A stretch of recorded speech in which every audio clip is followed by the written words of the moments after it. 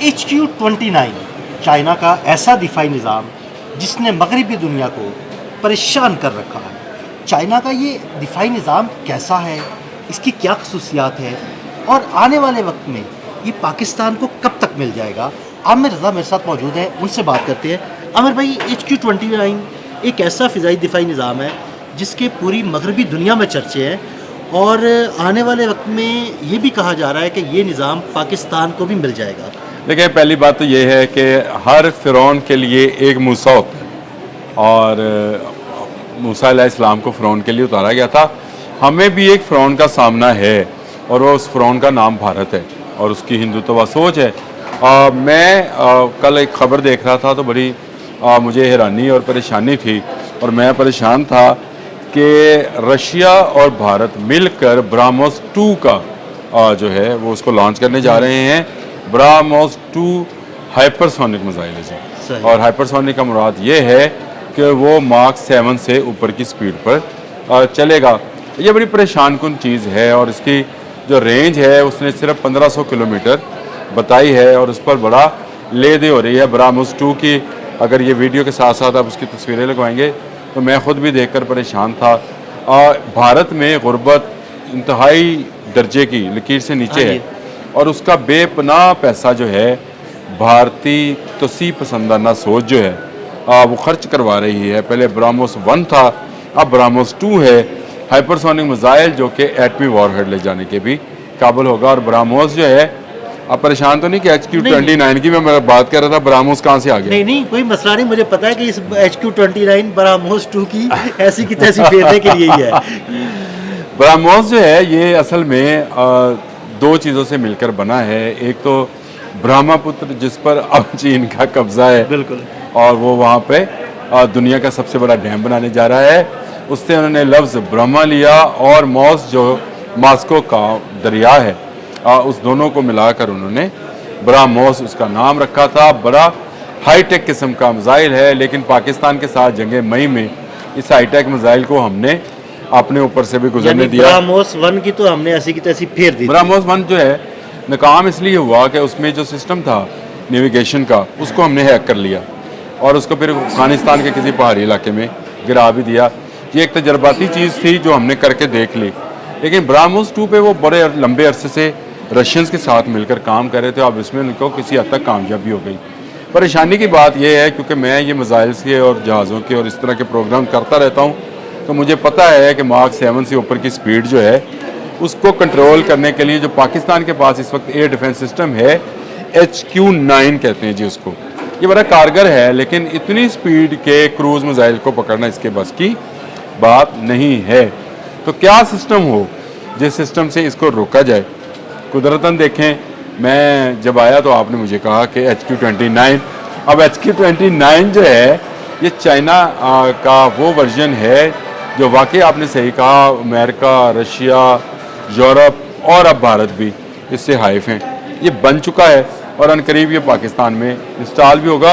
हो रहा हो तो मुझे कोई इसमें कोई शक भी नहीं है क्योंकि चीन में नई आने वाली टेक्नोलॉजी जो है वो चली जाती है। 2020 में चीन ने इसके तजर्बात शुरू किए थे और चलते चलते ये HQ-29 जो है इस वक्त पीपल लिबरेशन आर्मी जो PLA है उनके इस ज़ेर इस्तेमाल चला गया है और उनके ज़ेर इस्तेमाल चला गया है तो समझे कि अब ये मैं ये ज़ूम करता हूँ। आप नहीं, ज़ूम करने की बात नहीं है ये तो, क्योंकि मैं जब से PL-15E आया है और उसने राफेल गिराया है तो मुझे इस बात कोई शक नहीं है कि चीन में आने वाली नई टेक्नोलॉजी जो है वो कहाँ इस्तेमाल होकर कहाँ चेक होगी।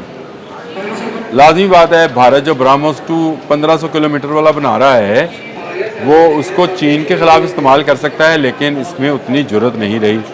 जंगे मई के बाद वो पाकिस्तान पर भी हमलावर नहीं होगा, लेकिन दुश्मन की हर चीज़ पर नज़र रखना जो है वो हमारा काम है और दुश्मन की इस चीज़ पर भी हमने नज़र रखी हुई है कि कहाँ वो अपने लोगों की जेबों में से पैसे निकाल कर ब्राह्मोस 2 जैसा मिसाइल बना रहा है और इसको उसकी रेंज जो है वो इस कदर रख रहा है कि पाकिस्तान पर वो तो अपनी सरहदों के साथ साथ सबसे लंबी सरहदें इन्हीं के साथ हैं हमारी, और वो हमला कर सके। उसके जवाब में अब HQ-29 आ गया है जो चीन का सुपर हाइपरसोनिक मिसाइल है।